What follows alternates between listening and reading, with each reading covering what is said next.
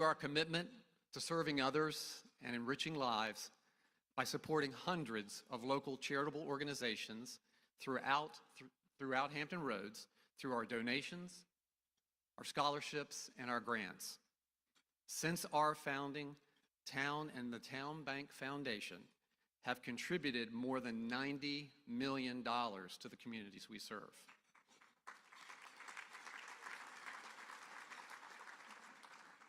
Here in Chesapeake, we support nonprofits like 4Kids and their new Landmark Center located in the South Norfolk area. A nationally recognized project, the Landmark Center incorporates a research center, an after-school learning hub, an urban orchard, a 24-seat call center, a commercial teaching kitchen, and a family shelter. The 64,000 square foot complex is designed to provide a joyful, creative environment for families and staff. We are honored to have the Town Bank Plaza at the front door of the Landmark Center. The Landmark Center project was embraced by the historic community of South Norfolk as a catalyst for redevelopment. Over 110 4Kids employees work at the new facility. Now it is my honor to introduce Mayor Rick West. Chesapeake has seen a number of successes in 2021 that I know Mayor West will tell you about in a moment. As mayor of the second most populous city in Virginia, he continues to guide Chesapeake to achieving excellence. Mayor West was elected mayor in May of 2018 after filling the unexpired term of Mayor Alan Krasnoff in 2017. He was first elected to City Council in 2008, and he was re-elected mayor in May of 2020. Mayor West is a lifelong resident of Chesapeake. He received his bachelor's degree from Old Dominion University, a master's degree in education, administration, and leadership from the University of Virginia, and a PhD in leadership and policy studies from Virginia Tech. He covered all the bases there. He is a retired educator from Chesapeake Public School System and a former middle school principal. Dr. West serves as a member of the Hampton Roads Military and Federal Facilities Alliance, the Eastern Virginia Regional Industrial Facility Authority, the Hampton Roads Transportation Planning Organization, and the Hampton Roads Transportation Accountability Commission. Please join me in welcoming Mayor Rick West.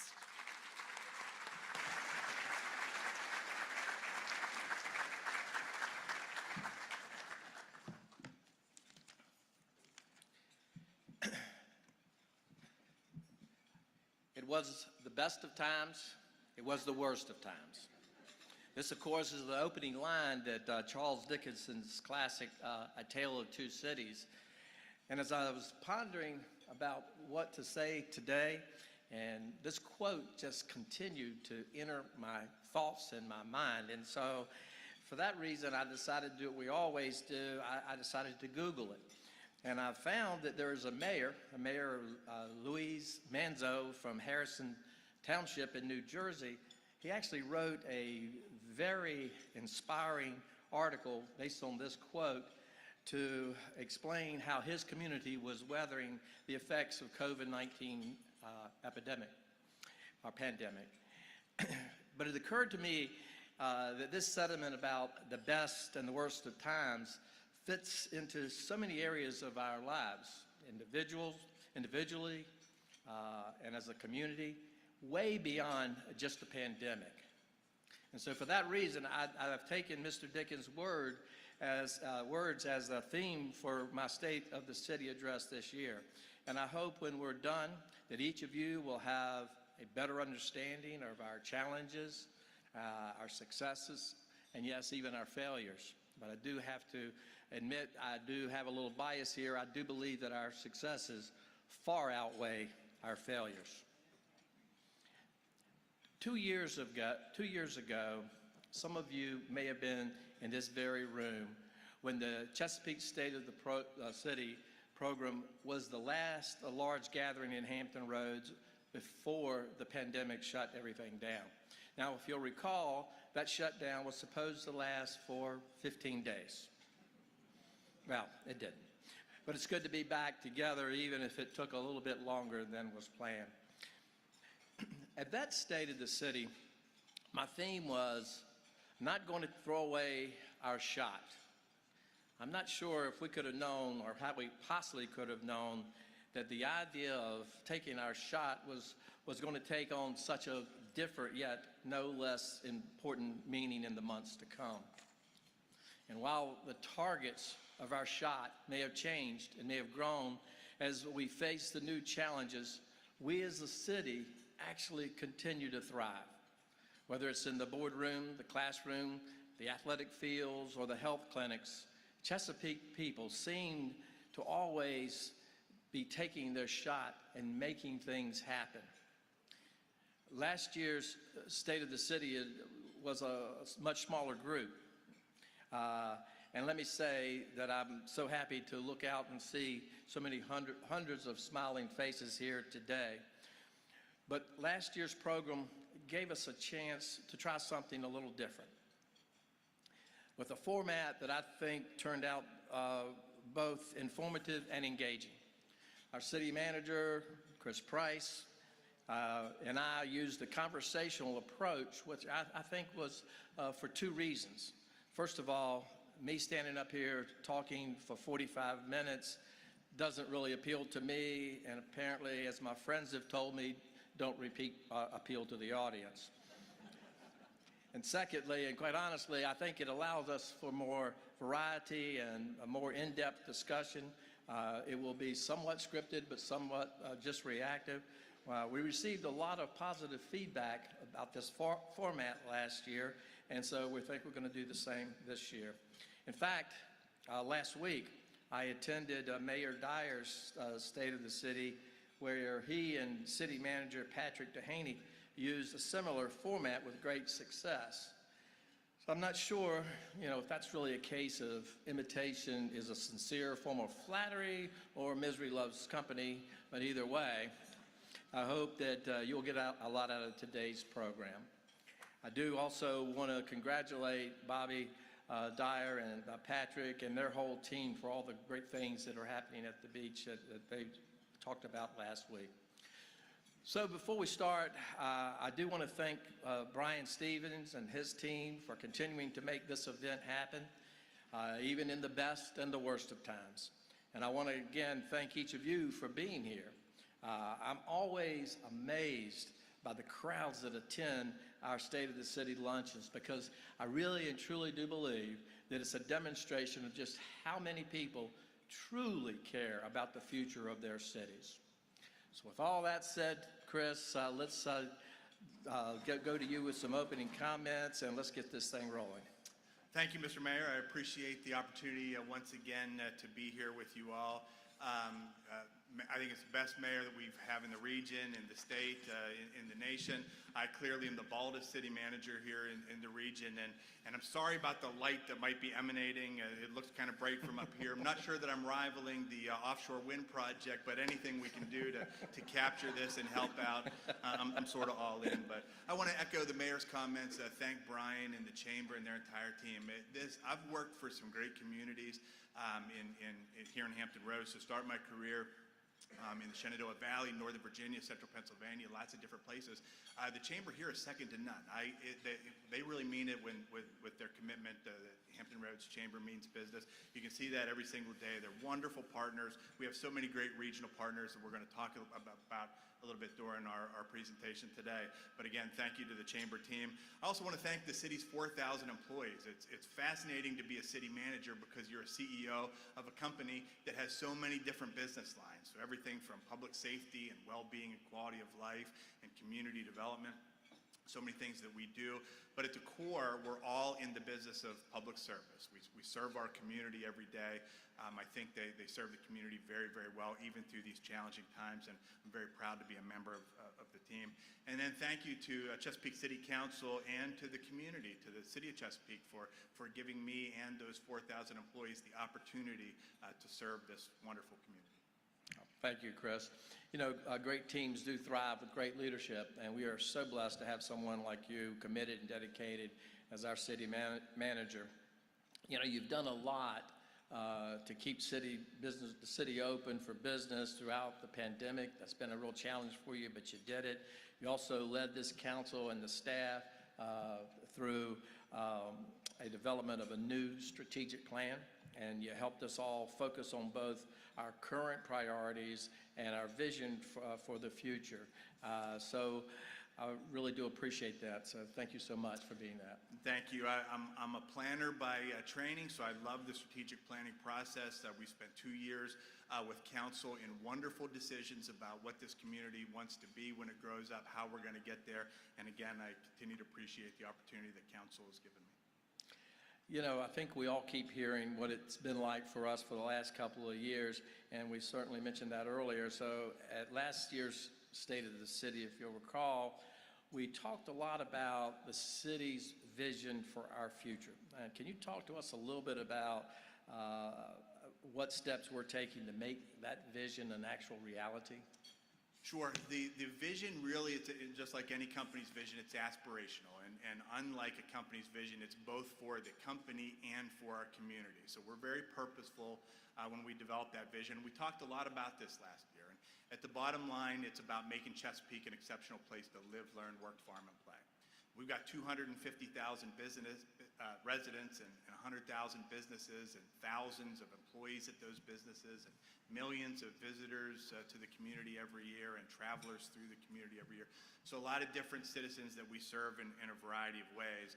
And so since we have so many touch points with the community, we really boiled down what we're all about into what we call our strategic anchors. 3 principles that the entire organization lives by, that they use when making every decision, big and small. And so those principles are based on our vision, our values, and our philosophy. And they are, we will make Chesapeake an exceptional place to live, learn, work, farm, and play. We'll provide outstanding service to our customers and our community, and we'll do all those things in a way that's fiscally responsible and sustainable. And I think we do a pretty good job of that every day, and it's a checkpoint on us to make sure when we have those tough decisions, how do we know we're making the right choice? But in addition to the strategy, we talked about over the last year the outcomes that we want to achieve. And so City Council has identified 5 strategic outcome areas that we're really laser focused on. And you can see that in the budget where we allocate resources and the services we choose to provide or the services we choose not to provide. And just in a nutshell, those outcomes are economic prosperity. So as you can imagine, we want to grow our tax base. We want to diversify the tax base. We want to create new jobs. We want to have great paying jobs for the community. We want to have jobs for the workforce of the future and be able to retain some of the talent that unfortunately leaves the city and the region every year. So very focused on economic prosperity. Cultural diversity is another outcome area.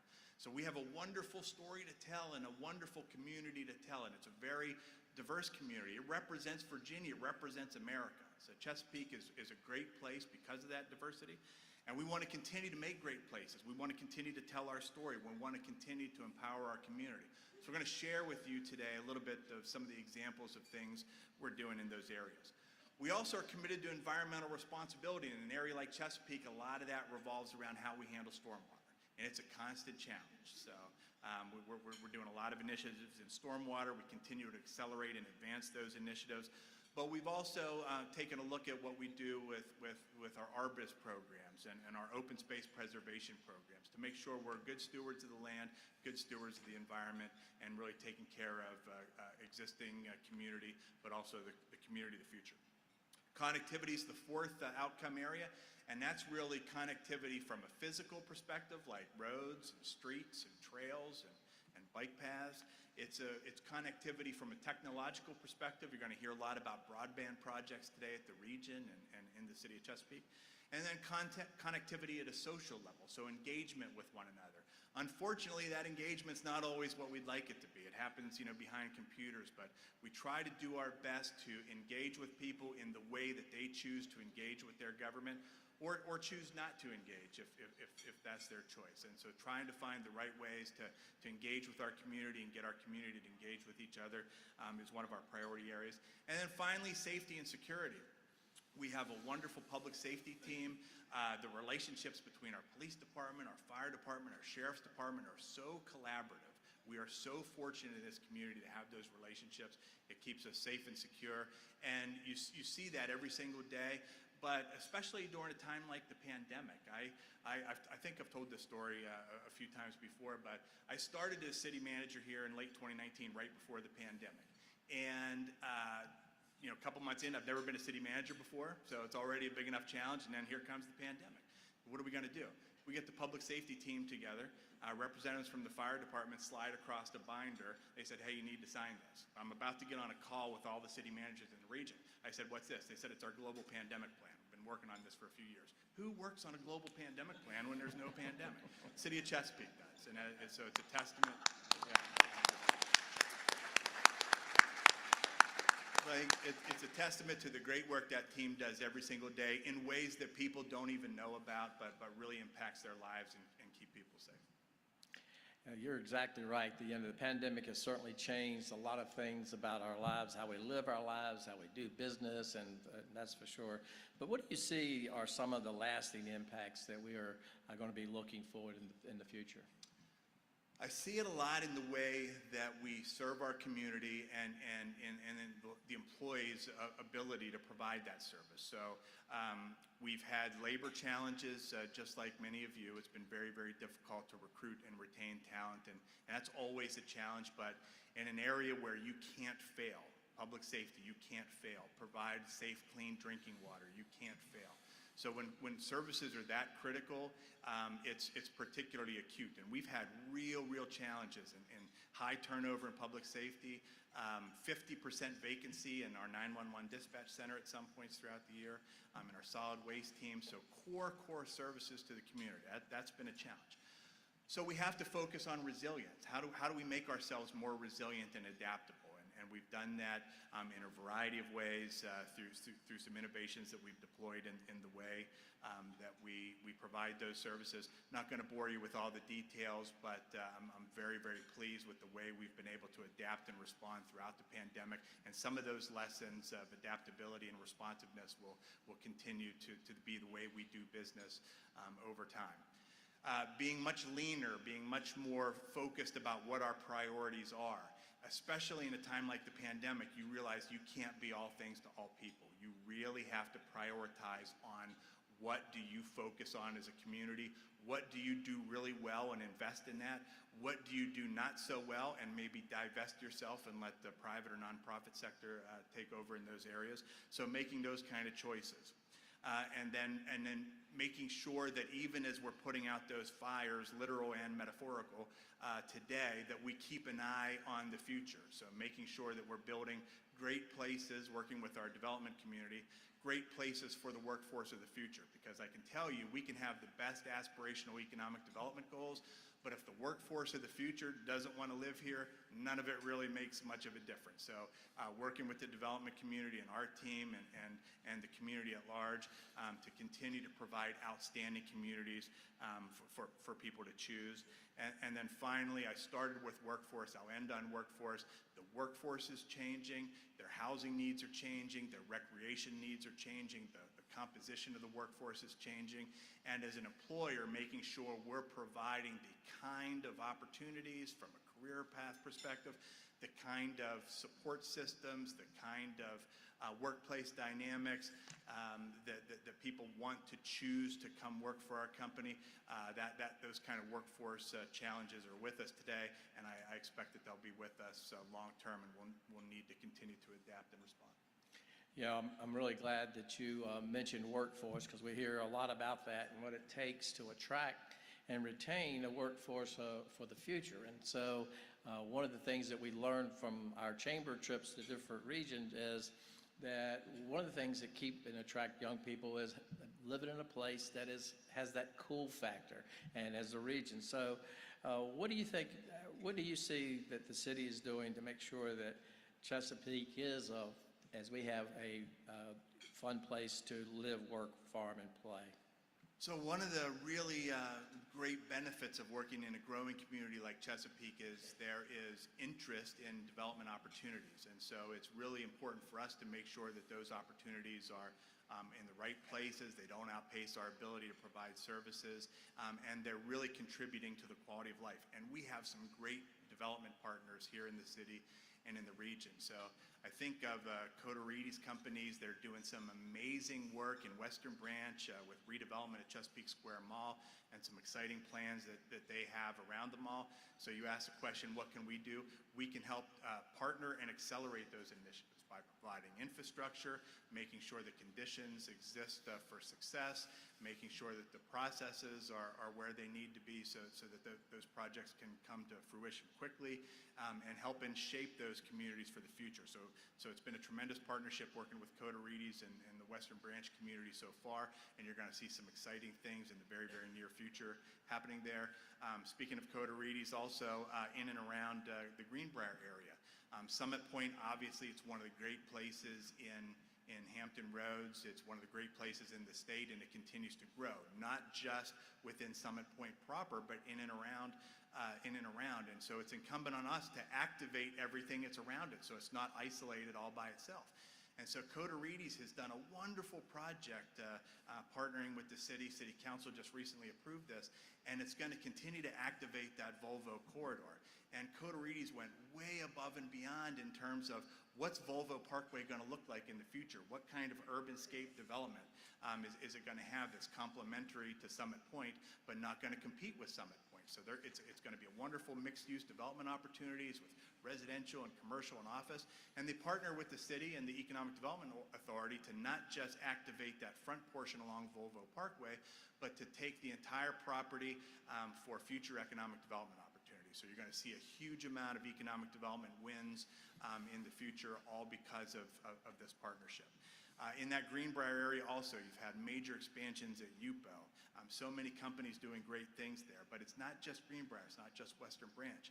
Chesapeake's a community of communities, and we invest in all of our communities. Dave mentioned the 4 Kids project in South Norfolk. It's been transformative.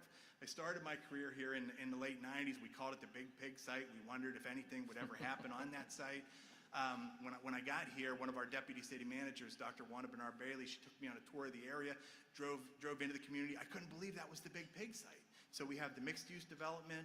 4 Kids was coming along, and then the city of Chesapeake is going to be building right in the middle of those developments a municipal center complex that's going to provide additional services to the community and continue to activate, provide daytime employment opportunities, provide reasons for people to want to go there and do business. So it's really, really the combination of public, private, and nonprofit investments in the South Norfolk community it's really amazing.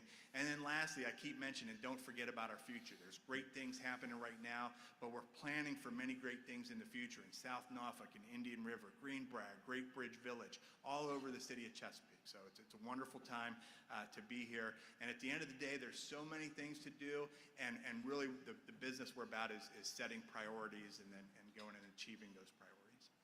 Wow, you mentioned Summit Point, and I see our friends from Dollar Tree are here today. Obviously one of our major sponsors, but everybody keeps asking, what's next, what's next? And if you've been through there, you'll see there that what is going to be obviously our new downtown in Chesapeake, but you're seeing Wassenhun Brewery has arrived, or Wassenhunth, however how you want to pronounce that. I see you laughing. Pale Horse Coffee, they just opened. We did a great ribbon cutting with them just a couple of weeks ago in the rain. That was exciting. First Watch is just open. I am told by Chris that within the next several weeks, Luce's, the famous restaurant in Norfolk, is opening a second dining area. Cork and Bull, which is under construction now, American Chop House and Raw Bar. Neat Bird by Chef Eric Nelson, a neighborhood gathering place for fried chicken and whiskey. Not that we would be interested in that, but some are. At Key Salon and Bay Barber Company. And then, of course, there's the 555 Bel Air, where your Posh Communications Company is coming, Arizona School of Nursery, our own Chesapeake EDA is coming. So a lot of things happening and continue to happen right there in that little spot, and we're really excited with what that vision becomes a reality.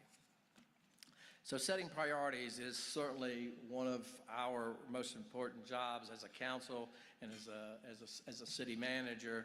But one of the biggest topics that we're dealing with today, rather controversial one, but I think it's important to talk a little bit about how we've arrived with our city's curbside recycling program. I believe there's a lot of confusion out there. There's a lot of misinformation surrounding those issues. So how did we get here? That's a great question, and you're right. It's probably for us one of the hottest topics of conversation. I mentioned we can't be all things to all people, and we've got to prioritize. Each of you in the business community knows the importance of prioritizing, and that's no different for the city of Chesapeake or really any organization. So going back to last summer, we started to really identify some acute labor shortage issues. High rates of turnover in areas where turnover is unacceptable. I mentioned public safety, I mentioned 911, I mentioned solid waste dispatch. We've had times where our emergency dispatch, for example, that call response times are creeping up to unacceptable levels, and we just can't do that. We've had times, I think people from the community probably know, we've had to suspend services like bulk trash pickup because we get over 50% vacancy. The demand for people with CDL licenses is such that it's hard to compete with cities, let alone the private sector. And it's such a core service for people that at the end of the day, picking up weekly trash is more core than picking up bulk trash, which is more core than picking up curbside recycling. But we'd like to do it all, and people have come to expect it all. So we try to look at ways that we can do everything. But while we're taking a look at this, some other jurisdictions in the region began to actively recruit our law enforcement personnel, particularly from police. And so we started to get into the situation where places were offering, and not just in Hampton Roads, but places were offering very, very significant bonuses to try to recruit people from the city of Chesapeake and others that had gone through our law enforcement academy. It is very, very expensive for a community to train anybody, particularly law enforcement officers, and our law enforcement officers are very, very dedicated to our community. They're excellent law enforcement officers. They're excellent public safety team. We don't want to lose any of them. And so we had been working already on a classification and compensation study, a pay plan, to take a look at where we stand in the market, but we had to accelerate the public safety portion in response to what was going on in the market. It wasn't a decision. We had to be able to respond. The community would find it unacceptable to be unable to respond to emergency calls. So we take a look at a variety of options, and we took a look at all of the, we generate revenues through taxes and fees, and we take a look at our suite of taxes and fees, and we actually, from an all-in perspective, we have the lowest taxes and fees in the entire region. But every jurisdiction in the region except the city of Chesapeake has a solid waste fee. And so that's one area that we took a look at to consider. Should we do a solid waste fee like the other jurisdictions? Absent that fee, we took a look at a variety of services that we could cut. Say, if there's not going to be new revenues, what kind of services can we stop doing? And we really, like any company does, we take a look at places where they're not performing as expected. And so that leads me to recycling. Going back to when we negotiated our last contract, which is in 2019, 2020, the recycling market was terrible. It was probably like the worst day of any day that we could have executed a recycling contract, but that's what the market was. We had one vendor that bid, and so we staff actually recommended, it's a 70% increase in a previous contract. The program's not sustainable with inflation over time. We recommended that council not execute that contract and terminate in 2020. Council elected, however, it's a popular service. We elected to continue that service, but costs have continued to rise. As we evaluate all of our services, again, we take a look at everything we do every single year. We took another look at recycling, and I know people are very well intentioned when they recycle, but too much goes into the blue bins that's not recyclable. It's trash. And so at the end of the day, almost 50% of what goes in the blue bins is either sent to the landfill anyway or burned. It's not what people think when they recycle. And it's twice as expensive to pick up the blue can as it is the brown can. So at the end of the day, it's a very, very expensive program, and the results aren't where we want to be. But recycling wasn't the only thing we proposed cuts to. We cut long-term vacant positions. We took a look at service reductions across the entire organization. So if there were going to be no new revenues from a solid waste fee, we looked at what could we do on a budget reduction side on the service side of the house. That was option 2. Option 3 was just not do the pay plan, just kick the can down the road, hope that our public safety team stays on board and try to address it through the budget cycle. That was untenable for a variety of reasons. So we're really faced with option 1 or 2, and for a variety of reasons, council elected option 2, which is we discontinue services that aren't performing as we would like. And recycling is probably the most visible service that's in that list, but certainly not the only service. But I do want to say one thing that's really been miscommunicated out there: we're not abandoning recycling. We have ended a contract for city-funded curbside recycling. Many jurisdictions, probably maybe most jurisdictions in Virginia, do not have government-funded curbside recycling. I just came from Northern Virginia. They don't have government-funded curbside recycling. The private sector goes out like any other service provider, bids contracts for communities, bids contracts with individuals, and people can make a choice to recycle or not. That's what we expect to happen here, and we're working with private companies right now to make that happen. In addition, for people that choose not to pay for a service, we intend to put drop-off locations conveniently located around the city so people that would like to recycle and not pay a fee will have access to recycling services as well. So I would like to end that notion of that we've ended curbside recycling. We've only ended government-funded curbside recycling, but we're very optimistic that the private sector can do this much better than we've done in the past. Thank you very much. You know, we talk about infrastructure, and just last week you presented to our council the initial plans, and I think this is huge, initial plans for a new public safety state-of-the-art joint use facility that will meet the needs, and is long overdue. I can recall in 2008 when certain people encouraged me to go into local politics. I decided that it was important that I meet with some real decision makers in the city to find out where the land was. And so I did meet with the sheriff, John Newhart at the time, and happened to be in their undersheriff at the time, Jim O'Sullivan. And I asked for their support, and they said, of course, but on 2 conditions: that you, number 1, always continue to improve public safety and protect their salaries, and also we desperately need a public safety training academy facility. That was 2008, and thanks to the leadership and the commitment of Sheriff O'Sullivan, Chief Calvin Wright, Chief Ed Elliott, and the commitment that our council has to public safety, we can say that this is a $120 million project that will help ensure the public safety teams receive the most realistic, the most comprehensive, the safest training possible. It has been council's number 1 priority, and we've even asked the staff to look at accelerating that work even further with about another $40 million in the new capital budget to begin in phase 1. So we're really on the path to that.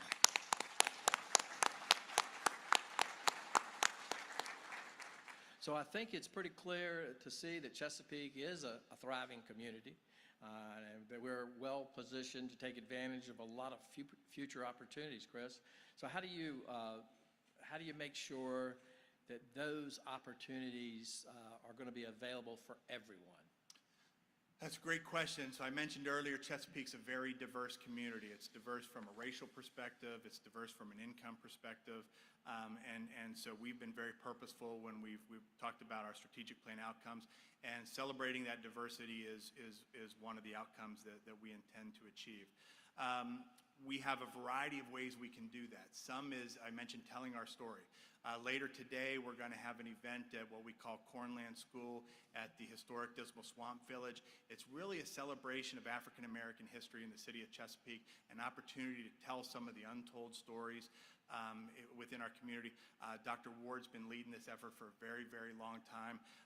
When I got here, I never heard of this facility. It's an African American school, very, very long history. It was on private property for a long time, and really has become dilapidated over the years. The weather's not been kind, the elements have not been kind. And so City Council, 2 years ago, put some seed money into that project, $400,000. And that seed money has now turned into almost $10 million of local, state, and federal money. And we're going to talk about that project a little bit, but that's just one way to tell our story. Telling the story of who we are, who we've been, where we've been, and where we're going. The second is investing in people today. So I had a chance to tell this story last week, but you can imagine city managers love to look at lists about cities, right? So the best city to do business, or the best city to live, the safest city in America. I was talking to Councilmember Carey a couple months ago. There was one that was the best cities in America for Black entrepreneurs. And so we took a look at this, and Chesapeake was in the top 20 in America. I thought that's a wonderful thing. And so you look at any of these things and say, well, why? What's behind the data? And what makes us such a great city? And being the competitive people we are, how could we do better? 19's great. We were 19 on the list. How could we be even better? And we ranked in the top 5 in so many categories, but we were outside the top 50 in one category, and it was the cost of home ownership. And so things like economic prosperity, cultural diversity don't exist in a vacuum. I mentioned making great places, and part of that is making sure that we have the housing choices for people here to be successful, to build businesses, to grow businesses, for y'all to have employees from. So we are investing in what we call our SWAM initiatives, our small women, minority-owned business, and our veteran-owned businesses. We're being very purposeful in the budget this year to add capacity to be able to elevate our small businesses, particularly accelerating minority entrepreneurship, and it's something that I think is going to pay real dividends. And then as a city, one of the largest employers in obviously the city, but even in the region, making sure that our employees represent the diverse nature of our community, and that's a challenge. Getting people interested in public service is a constant challenge. And so we're very, very actively engaged in our community and our public safety and really in all of our professions to try to get a workforce that's more reflective of our community. Actually, we'd love it if our workforce was from our community. You'll never get people more invested in our community than people that grew up here.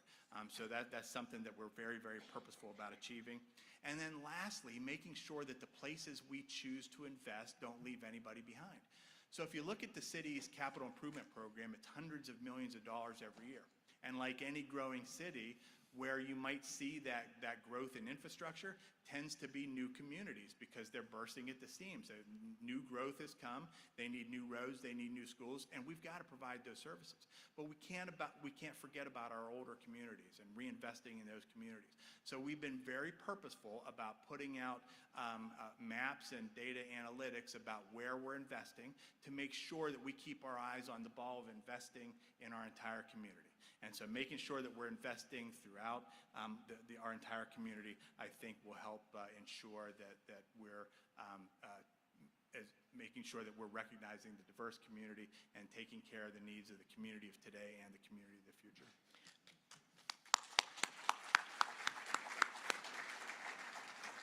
So speaking of investing in communities and how important that is, I do have a second announcement I'd like to make at this particular time. And I'd like for, unfortunately, our good friend and House Appropriation Committee Chairman Barry Knight's not here, but we do have the rest of our delegations, Senator Spruills, and would you all just stand for just a minute, the whole delegation. Jay, would you please? Because I want to make this announcement with them standing. Hold on. Thanks to these folks, the state is providing $9 million to build the Chesapeake's first public swimming pool at the Dr. Clarence V. Cuffey Community Center.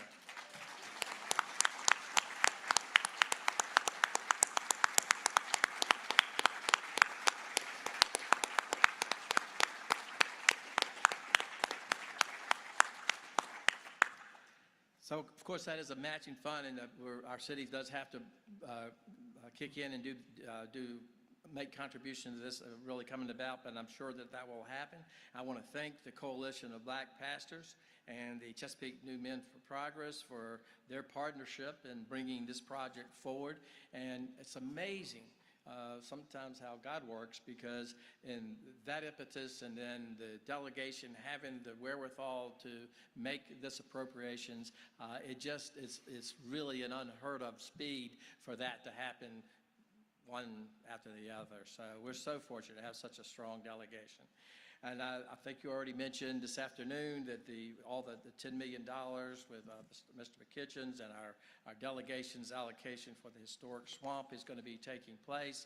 And thank you, Congressman Scott, for making sure that these federal funds, $2.4 million, into the Poindexter Street Sidewalk Improvement Plan. We talked about South Norfolk being such an important area of our city, and this investment in this area is really exciting. Thank you for that as well.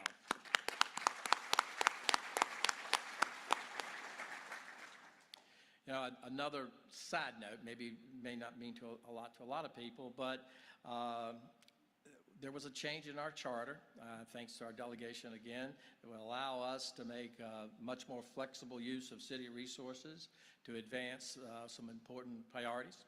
And I want to thank the state and federal government for releasing us from those reserves so that we can use that money elsewhere. So we appreciate that. Thank you. So we talked about projects, and we've talked about Virginia, that we are the second largest city in Virginia, and it seems to me that we are well positioned to be leaders in our region and be part of a statewide conversation. So could you just talk to us a little bit about the ways that we're partnering with others? Great question. If I could have one takeaway from today, it would be to implore everybody to help dispel the notion that there's no regional collaboration in Hampton Roads. It's a tired notion that is just not true. I told you I've been in Northern Virginia, Shenandoah Valley, regions in Pennsylvania and other places, and it is just not the case. And we're doing and we're doing some amazing things that, and I don't think we do enough to tell our story. So you think about transportation. Right now today, between federal, state, and local partnerships coordinated at the regional level, there's over $5 billion of active transportation improvement projects happening right here in Hampton Roads. And that is second to none in the entire country. Second to none in the entire country. And it's amazing that that's happening right here in Hampton Roads. And that'll pay dividends for the next 50 years. That we have real transportation challenges, real mobility challenges that impact our ability to attract businesses. And so there's some key investments happening throughout the region. But it's not just limited to transportation. I think many people know in this room, but we can't talk about this enough. The Regional Broadband Initiative. So we have wonderful leadership. Councilmember Susan Vitale heads up our Southside Network Authority.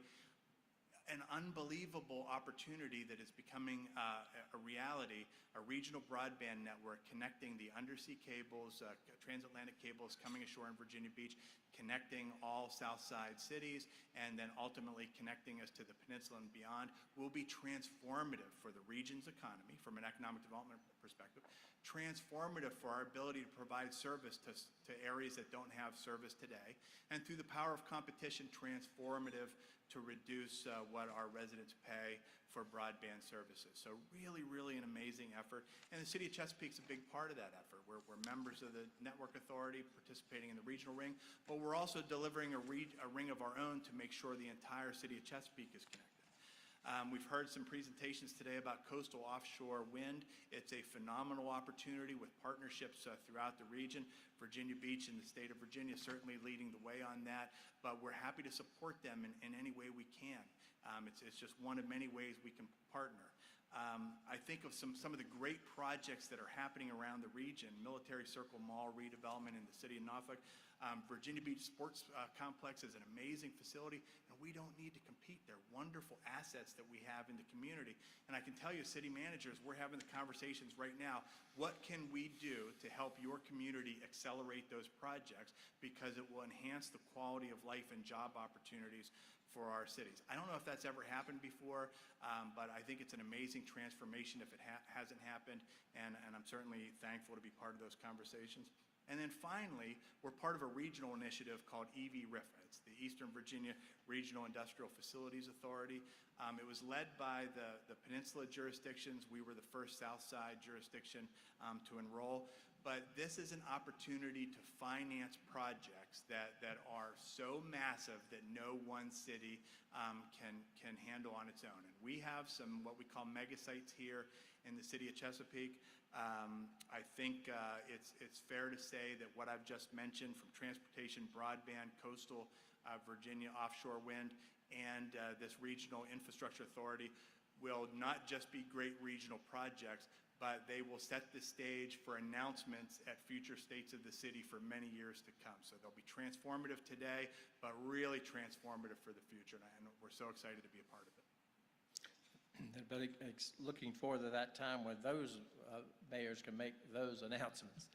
We also need to take a moment and recognize the tremendous partnership that we have with our military. 20% of our population is either active duty or veteran, and a number of military facilities are located here in Chesapeake. We have Admiral Quigley here, who helps protect those facilities.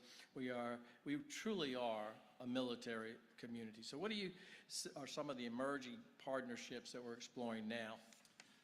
Two come to mind right off the bat. Reese mentioned one earlier. It was the partnership with Chesapeake Regional to bring the VA clinic to the city. Much needed facility, wonderful location for that facility. And I was so pleased by how quickly the hospital stepped up, how quickly the business community stepped up to make that partnership, that project a reality. City of Chesapeake was very, very pleased to do our part to make that project happen. And then one that I think could be transformative. We're working with Admiral Quigley and the Hampton Roads Planning District Commission right now with the city of Portsmouth on a project to redevelop St. Julian's Creek Annex. So it's a wonderful facility. It's located on the border of Chesapeake and Portsmouth. And if we're able to hit on this, to make it available for industrial and commercial development, it'll be transformative for both cities. So while the capital investment will be located in the city of Chesapeake, the infrastructure will be largely located in Portsmouth, and both cities will, especially Portsmouth, will benefit from the great high-paying jobs that we'll be able to achieve. So wonderful opportunity to take an asset of the military, work in partnership with the city of Portsmouth, and have a transformative project for our region's future. Thank you, Chris. It's always great to attend this event because obviously sponsored by the Chamber. And so it's an opportunity, when you talk about state of the city, you talk about the thing that a lot of people are interested in. How are we doing in our business community? And I think our city has always been very business friendly. Normally, one of my major jobs is cutting ribbons, but one of the advantages or disadvantages of COVID is couldn't get out to cut so many ribbons the last 2 years, but it didn't stop us. In fact, more than 300 new businesses started right here in Chesapeake this past year.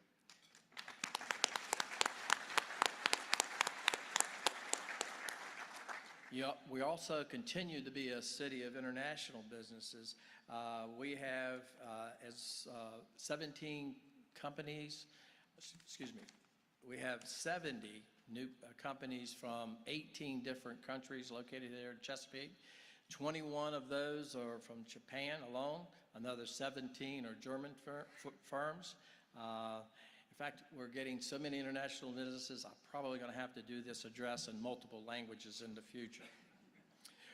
We are honored to have also some representatives from some local businesses with us here today.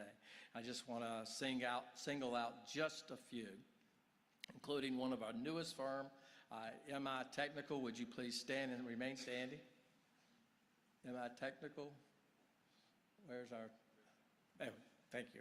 And we're also glad to have folks from PRISM and YUPO, both of which expanded this past year. Could you please stand? And we like to, and also our professional printing, which is looking forward to expanding again this year. So thank you and congratulations for your successes. One of the things that I know about Chesapeake, and anybody that's lived in Chesapeake for any period of time, one of the things that are true, if you want people to know, tell them that it's a secret, okay? Fastest way to get the word out. And I did say there was a secret. We had a secret for today's program, actually. Our governor, Governor Youngkin, was scheduled to be with us today to celebrate this next announcement. He called me just before I left the house and said that we had the speech ready to come, wanted to be here, but unfortunately they told him that the storms were preventing that from happening. So, but he did ask me to say a couple of things on his behalf. First of all, that he wanted to be here. Secondly, and I'll tell you why in just a moment. And thirdly, he also wanted me to make sure that you knew that he was committed. It was his delegation to give him a budget that would continue to cut taxes, invest in our public safety, invest in education like we've never seen before, and invest in mental health. And to me, you know, they're wonderful goals to do. So, Governor Youngkin, too bad you couldn't be here, but we'll be thinking about you. So why was he coming? Well, there's a Friends of the Waterfront called Perdue AgriBusiness, which is a business, quite honestly, I didn't know much about 6 months ago, and Stephen Wright, our Economic Development Director, asked me to go visit. I expected to see chickens. They were not chickens. In fact, it was more about the soybeans. And I realized from that visit the amazing things that they can do with a soybean and how important that is. So today, I can announce that our state will, and it actually has been announced, and if you've been looking on your smartphone, you've probably already seen it. Is that correct, David? Yep. The governor did announce a $59 million to expand that business in Chesapeake. They're modernizing their facility. They're increasing production. So I would like to recognize with us today Herb Ferrix. Is that correct? Okay, thank you. Please stand. And Aaron Ansu here with Perdue. Thank you for being here. I can tell you what an impressive plant, the efficiency that you were operating on was just amazing. And now to consider what it's going to be like, I cannot wait to go back and visit and see how that improves as those expansions and improvements occur. So thank you for being part of Chesapeake. And I think once you realize the worldwide influence that this company has, you would be amazed too.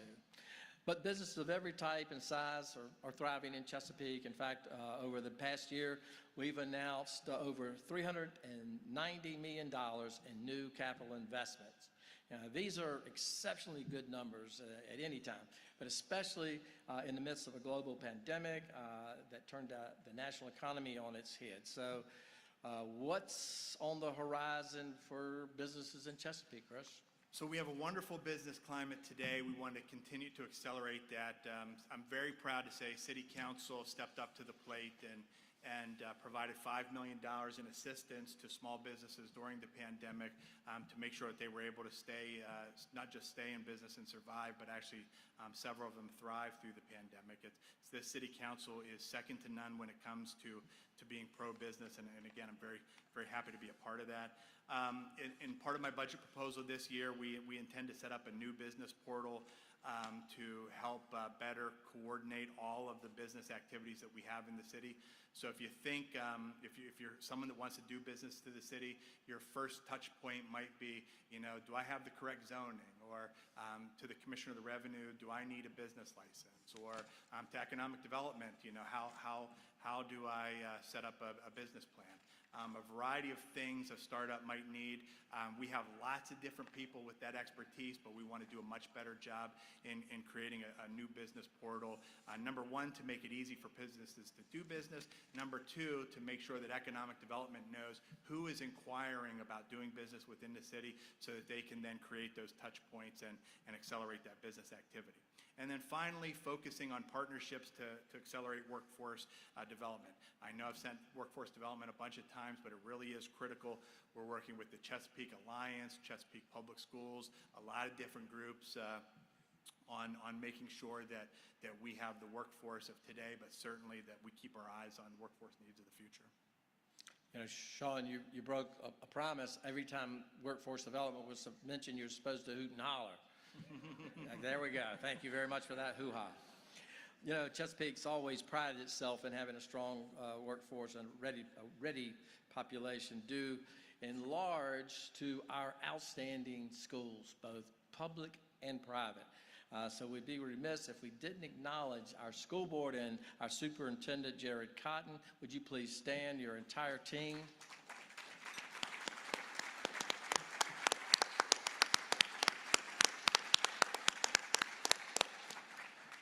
We all know what it's like.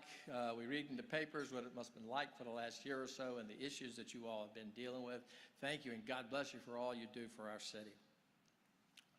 I also want to highlight one of the outstanding institutions that I know is very important to my colleague sitting out here with us today, Norfolk Mayor Kenny Alexander.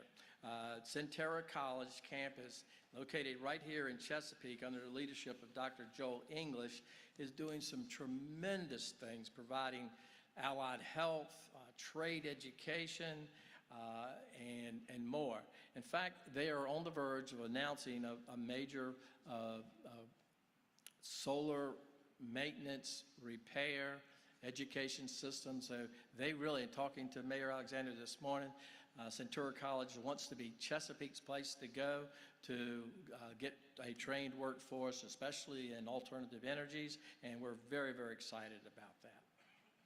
So in the past 2 years, it's not just about energy, it's also about healthcare, which is another cornerstone of our economy, of our community. So if anything, the last 2 years, Chesapeake is shown that it's a leader in that arena. And what are some of the highlights that you've seen our region's health community go through over the past several years? When I think about healthcare, city manager, I think a lot obviously about what we've been through in the pandemic. And I'm not sure if she's here today, but Dr. Nancy Welch, the head of our health department, is really an amazing individual. She's served the entire pandemic as our incident commander for our unified command. So that's all of our agencies, city, public, private, nonprofit schools, everybody involved in the city's response. Dr. Welch has been that incident commander throughout. She's done an amazing job keeping this team well aligned to making sure that we're protecting the interests of the community. And then for a period of time, she was doing dual role as director in Chesapeake and Virginia Beach. So she's an amazing leader. The community owes her a tremendous debt of gratitude. Speaking of dual roles, I see Chief Elliott in the room. Chief Elliott was heading up our emergency management functions during the pandemic, and he's just an amazing leader. I mentioned the pandemic plan that he had. But what people don't know is that while this crazy pandemic was going on, and he's got first responders worried about catching COVID themselves, and can we get enough personal protective equipment, and innovating and being able to keep people safe, his people and the community, we had to deploy him in a dual role as the superintendent of our juvenile detention facility. We had some leadership challenges there, and even though he might not be an expert in that business line, he is an expert in leadership. And he transformed that agency, doing dual role as emergency management coordinator and leading that agency. So again, we owe him a tremendous debt of gratitude.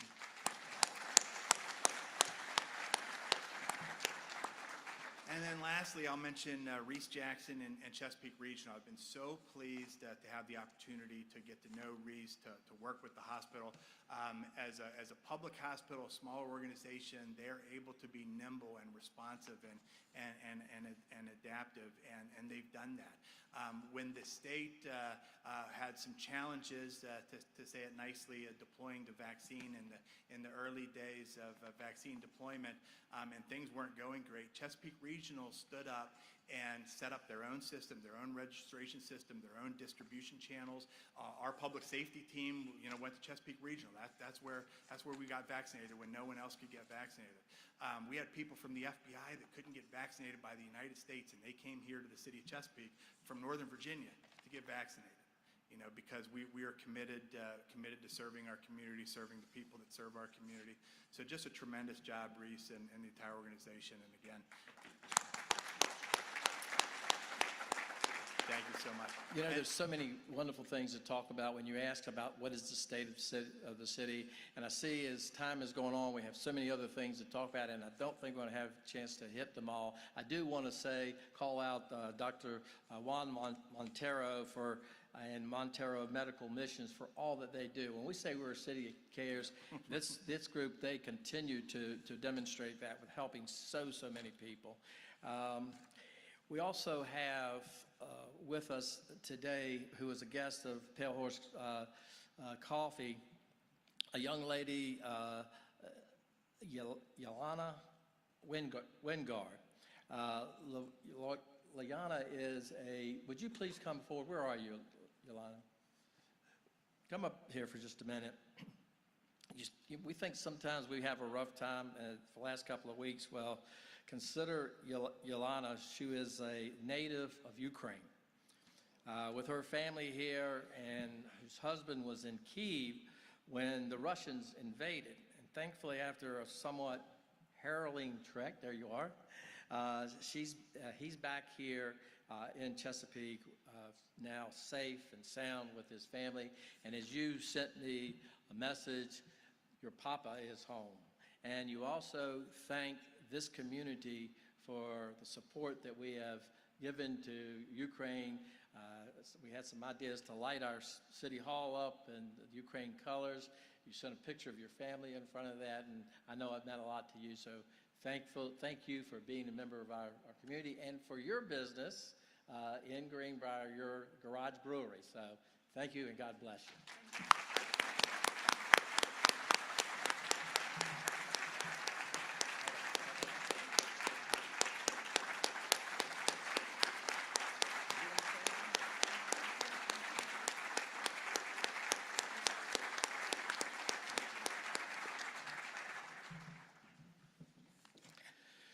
So, Chris, any final thoughts before we close here?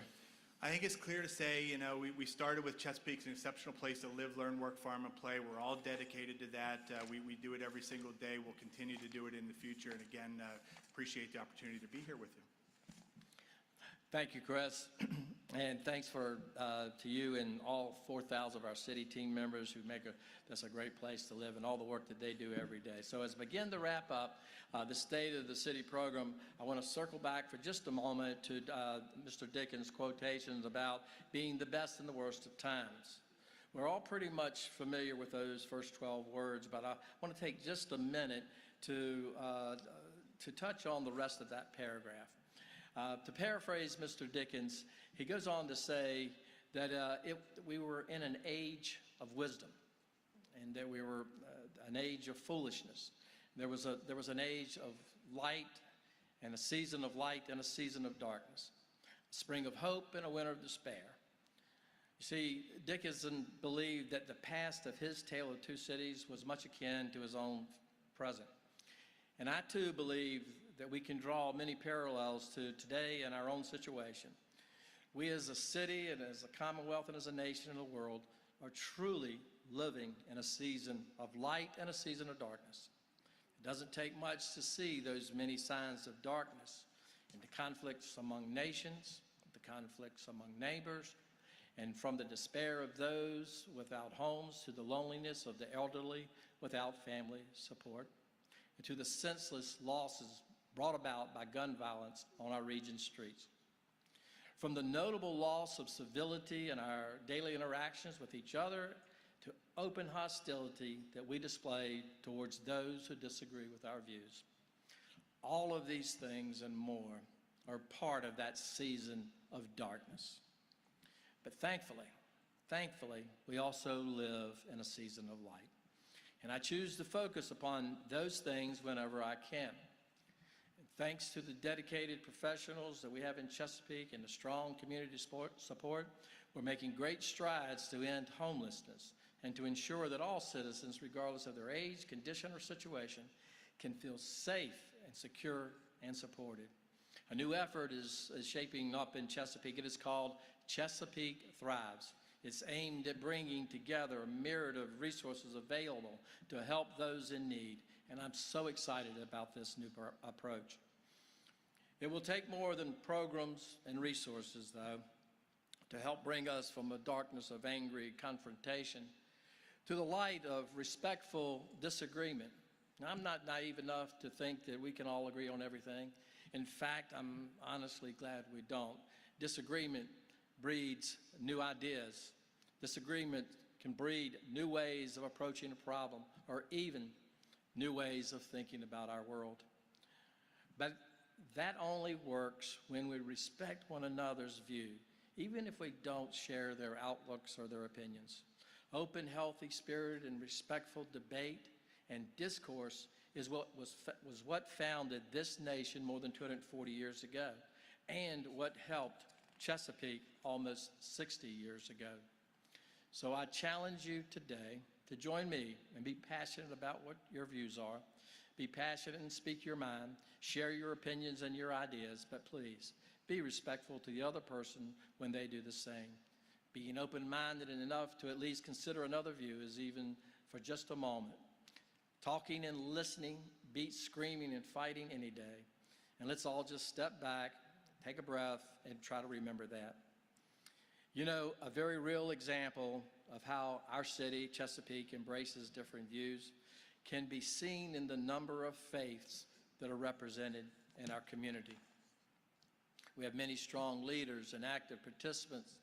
Residents live and share their faith every day, and many fight to keep that faith as a cornerstone to who we are as a city. So I've asked a number of these leaders to join me here today, and I'd like to ask if they would please stand and remain standing as I welcome them, and please, if you would, hold your applause. Bishop Kim Brown from the Mount, who delivered the amazing invocation. Pastor Will Langford from Great Bridge Baptist Church, who graced us with his beautiful voice. Pastor Heath Burris from River Oak Church. Rabbi Dr. Israel Zoberman, who leads the Congressional Beth Hovering. Dr. Eric Thomas from First Baptist Church. Police Chaplain John Hildebrand. Father Rafferty got called off this morning, wasn't able to be here. We have Bishop Kevin White from Covenant Fellowship Church. We have former Congressman J. Randy Forrest, president of the Congressional Prayer Caucus, which is the largest network of elected officials in the nation, spanning 41 states, fighting to keep faith in America. Please remain standing. And now, I would like to ask if there are any other faith leaders in this room that pastors or any other faith leaders to please stand at this time.